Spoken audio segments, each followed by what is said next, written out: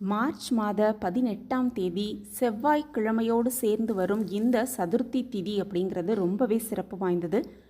இந்த அற்புதமான நாளில் இந்த இலையும் ஒரு கைப்பிடி கல்லுப்பும் இருந்தால் போதும், தீராத கடன் பிரச்சனையை நிச்சயமாக தீரும் அப்படிங்கிறத பற்றி இந்த பதிவில் நம்ம தெரிஞ்சுக்கலாம்.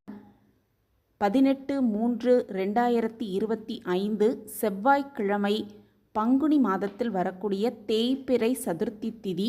தேய்பிறை சதுர்த்தி திதியை சங்கடஹர சதுர்த்தி அப்படின்னு நம்ம விரதம் இருந்து வழிபாடு செய்வோம்.